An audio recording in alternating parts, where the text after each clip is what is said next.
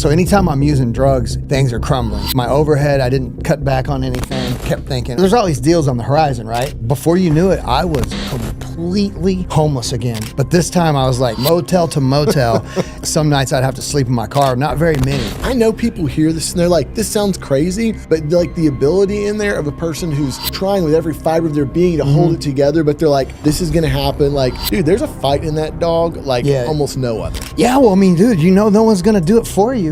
And if you've experienced that true homelessness like I had, nobody's trying to bail you out. I did that to myself. Yeah. If I'm gonna do anything with that one day, it should be from the right position. So I dug myself out of the hole. Yeah, man, it's a real fight, flight, like type of feeling.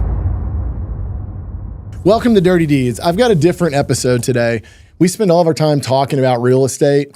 Today, we're going to talk about the path of a man. We're going to talk about what a life looks like, the ups and the downs, and we're going to talk about a little bit of my dirty deeds. That also includes Eric Duffner, a longtime friend of mine, and he's an incredibly bright guy, just a really special human, and we have so many commonalities in the way our life has like taken us along this journey.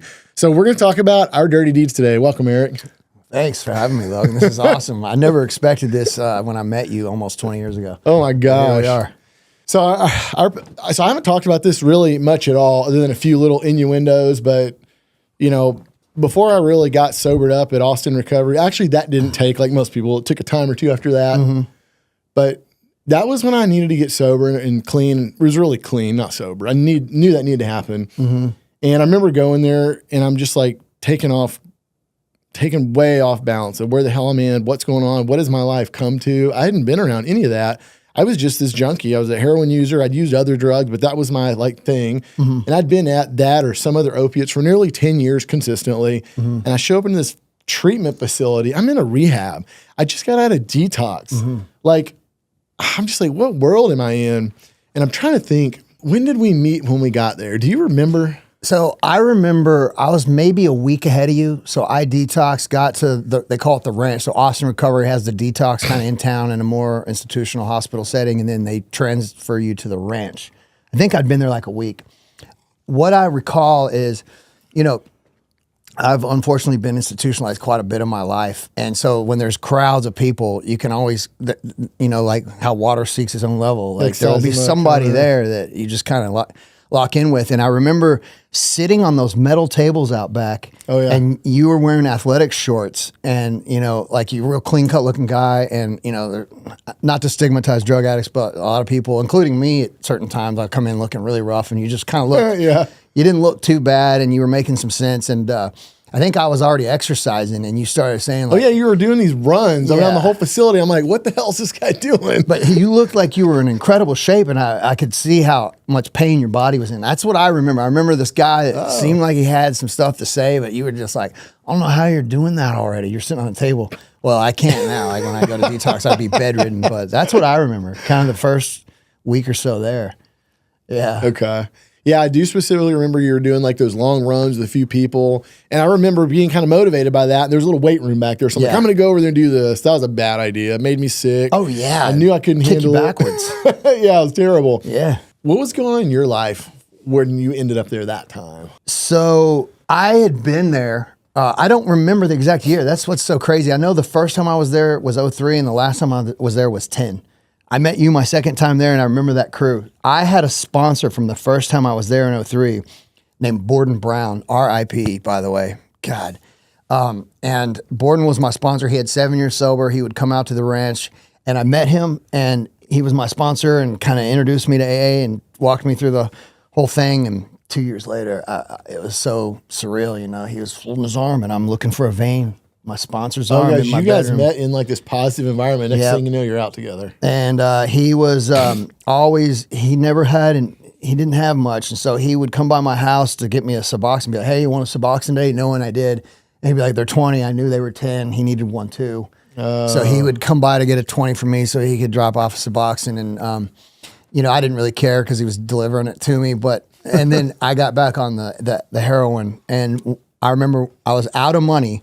And I was running around the North Campus area with a debit card to different ATM machines, and somehow I was able to overdraw, and I pulled $60 out of this machine and scored And he said, I did the big bend, just went out. And he called my mom. My mom called my grandma, and they were like, oh, no, this isn't going to work. Because I was at UT at the time. So they put me, that's kind of what was going on. I was like on the fence. I was kind of chipping, Yeah. I was going on and off Suboxone and using, and then my family You're kind of at the edge. You weren't like full blown. You're kind of just flirting not with at that time, yeah. I was kind of floating. And I didn't want to be sober either. I remember I got high right after getting out, and I was the president. I don't know if you remember that. They made me president of Austin Recovery, and I came to a Sunday night alumni, and they saw me and it really broke the spirit of the whole place. They're like, this was the guy that was supposed to This is the guy we all loved. He was our fearless leader. Later, yeah. It was Suboxone, though. I mean, I'm not saying whatever. I didn't use heroin. You needed to change how you felt. Yeah, you did it, and immediately it's almost like a fall from grace. It's sad because this community, like, people be sober for a week or 10 years, and they're susceptible the same way anybody else is. That's a good point, man. I needed to change the way I felt. I think that's a really good way to encapsulate like what addiction is not feeling comfortable in your own skin. You can't feel the winds, Like, I'm sure you've been told, oh, you're a bright guy. You have all this stuff going, good looking guy. All this doesn't matter. You can't feel it. Doesn't matter. Yeah. Cannot feel it. And I always felt out of place. I don't know what it is. And some people say a lot of addicts I hear say that. Yeah.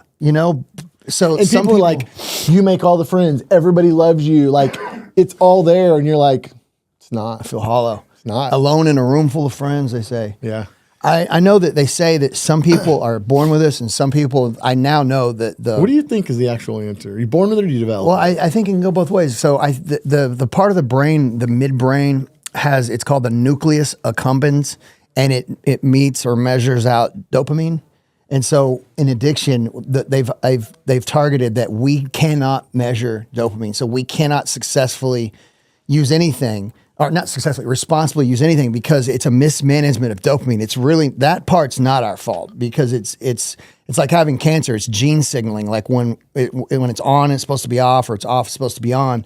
It's like cancer, and it doesn't ever go back. And some people are born that way. I do believe I was one of those. And some people push it and they cross that line and trigger that switch, and it never goes back. Ah, interesting. I worked in the industry for a long time in LA. That's how I know. Like, you've heard it. Okay. Yeah. The midbrain. Yeah. I hear people. So most folks that are in my day-to-day these days don't know anything about that part of my life. And people have spoken openly, just randomly at times, very openly about it, about someone. We've dealt with drug addicts or selling us their property or whatever. And I hear people say they're weak and they don't have any self-control and all this stuff. And I'm sitting there thinking, you realize I'm the motherfucker that's paying for everybody here today, and I'm the dude running this whole show, and you're talking about me. I never have said a word. Okay, I see what you're saying. I'm just sitting there like, you don't realize, like, I'm the puppet master in this whole thing over here. You're talking about me, and I'm not weak, and I'm not a mess. Well, but there's something in me. It's been managed over the last 10 or 12 years now, but there's something in there that doesn't behave the right way. And it's not about weakness. It's not. No. I mean, I could touch on that briefly.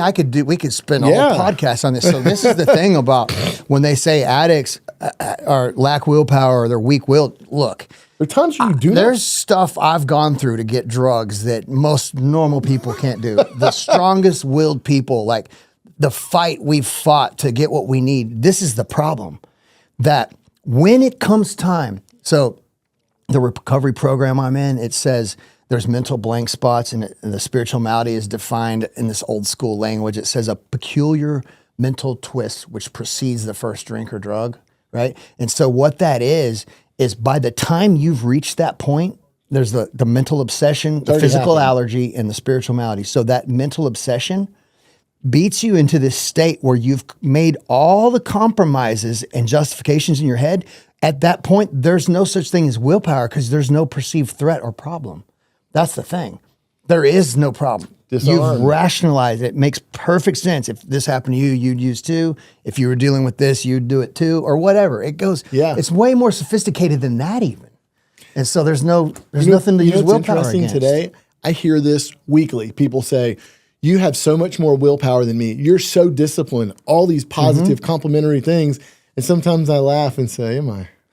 Well, I mean, in the certain, you are, but in this one certain regard, I mean, I believe it's a disease, man. I do. Yeah. And so once we reach this point, And a relapse, or you pick up the drink or drug, it's not like a decision. It's not cut and dry. Right. It's not a lack of willpower. There's no willpower in that case. You know, besides whether it's genetic or environment or whatever, the human condition is hard, dude. Absolutely. Social environments are freaking tough. Yep. We have to go out there and figure out who we are amongst these people, how we've been raised, and all the things that we think we know and believe mixed with our genetics. The human condition needs a place to like relax and escape. Like most humans need that. Amen, bro. Some people do it a different way and it gets really bad.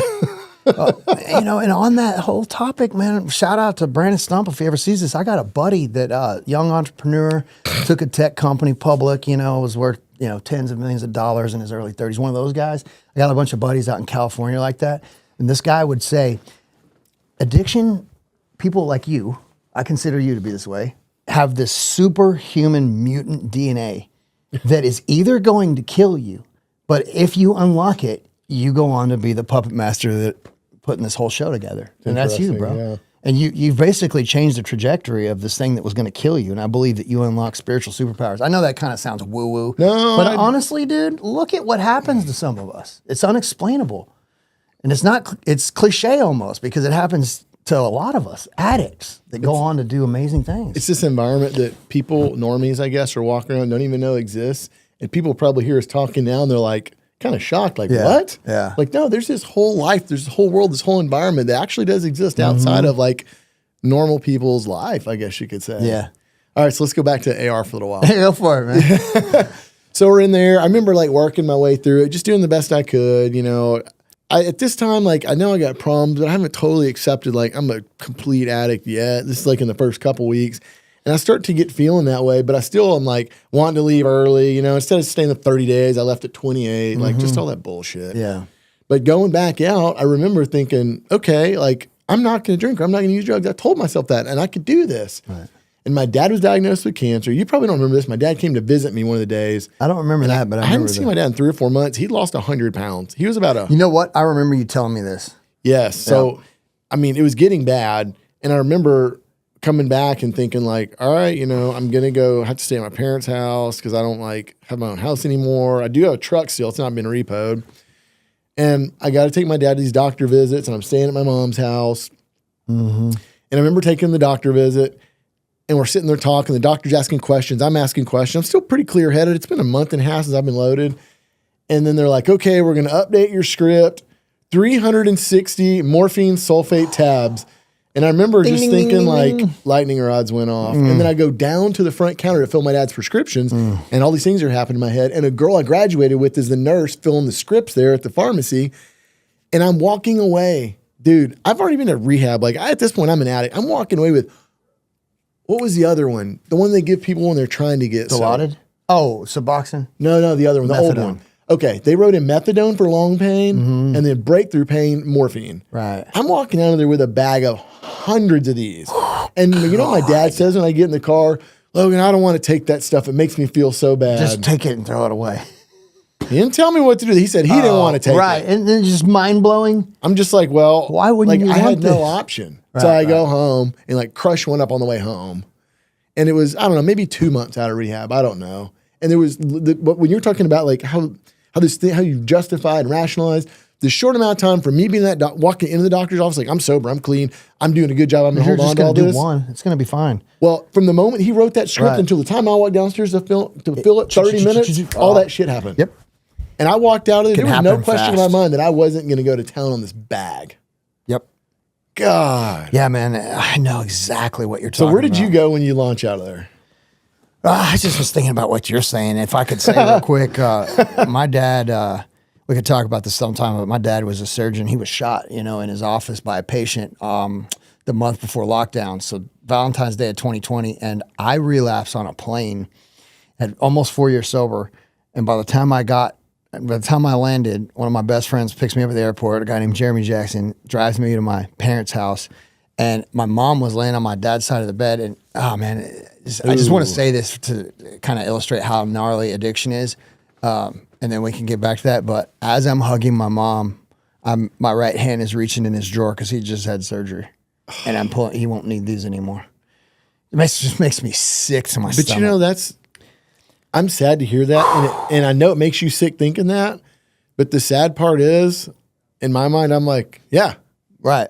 That's not crazy. It was just some Valium. That's crazy, and dude. and some Percocets, and he wasn't going to need them, and I was clearly out of my mind. But I just wanted to bring that up. But, you know, when I left Austin Recovery that time, I went back to my house over there in North Campus, just one block north, Dean Keaton area by Eeyores Park, that park over there. And I was seeing this crazy girl, Courtney, and she just had all this. Yeah, I remember that. She's awesome, but you know, she had a bunch of pills, and she just had these back scripts of Suboxone. And so I got in my house that day, and I found the drugs that were left. I was like, all right, get rid of this, get rid of this, get rid of this. I found some Coke and some This is when you came Xanax, home? right? The day I got out, Austin Recovery, I threw away some Coke and I threw away some Xanax. Wow. There were some syringes. And then I found these Suboxone. I was like, oh, well, I'll just give these back to Courtney. So I'll just hang on to these. I called Was that her. like an earnest thought? I thought so. And then, you know, what I did? I threw them in the trash can, and I went back inside and was like, well, maybe Courtney will want those. So now I'm digging them out of the trash can, and I don't know if you remember this, but John, was it Ulrich? Yeah, that's right. That's Okay, it. John Ulrich had been talking to us in Austin Recovery about shooting Suboxone, and I'd never done that. I didn't know you could. And so I was sitting on the couch going, You saved it for I her. have needles and hour. Suboxone. Yeah, it is. But after 30 minutes, I was like, yeah. So that's what started me on that So train. it didn't take long from the time you went home. I mean, it's like next day or same day. No, man. Within an hour. I didn't want to be sober. I got put there. There's been times where I went to rehab and I asked to be there, and I had success for a while when I got out, but this time I didn't want to be there. You went to make everybody else happy. Yeah. And to snap that dependence. I was really, I wasn't strung out on heroin, but I had the Suboxone dependency. So yeah, it just started right back up. And then it wasn't long after that, I moved from that house on Elmwood over to those other houses. I don't know. That's where I've been. Yeah. Your drum set was in the kitchen. Yeah. Yeah. And then you started coming over, and John would come over. You know what, man? I was trying to do Suboxone, and then John came over wanting heroin, and I went and got it. And of course, I mean, if I'm going to get it, I ended up doing it. Yeah. And the same with you. I remember you had your diet already, and you were getting all in good shape, and you kind of got me thinking about that again too, getting back in shape, getting all ripped. And you came over and you had your food. Remember that? Yeah. Your meal preps. I was like, yeah, shooting heroin, but he's got his diet. Nice try. You were eating good. Yeah. I remember you treated yourself to some ice cream, and you were like, calorie is king. I remember you telling me that day. And you were like, as long as I don't go over the certain limit. Nice try. Oh. Yeah. And then I think you and I would go up. I was drinking a lot too, and you didn't care for it. And we would go up to those, they were mostly beer hangouts. Oh, yeah. Some of the little bars up there. Yeah. Drink beers, like craft beers. Yeah. And you would just be just asleep at the table and be like, Logan. Remember my tolerance? Remember? Yeah. Nothing seemed to faze me. I didn't have much of one. Yeah, you would go you out. Did. That was a weird time. I think about it. At that time, I was probably 25-ish, right around 3 there, years maybe. older than you, or 4? So I'm 43 right now. I'm about to turn 44. I'm 48. I just turned 48, so I'm 5 years older than you. So then you must have been right about 30. Yeah, that sounds about right. When I think back to that, like I had friends that were, dude, these guys are like dating their college sweethearts. They'd gotten married. Mm-hmm. Some of them were starting to have kids. They had 2 household cars. Like they now had a mortgage. Yeah. And like, I don't know, I'm at your house on like a Tuesday afternoon and like.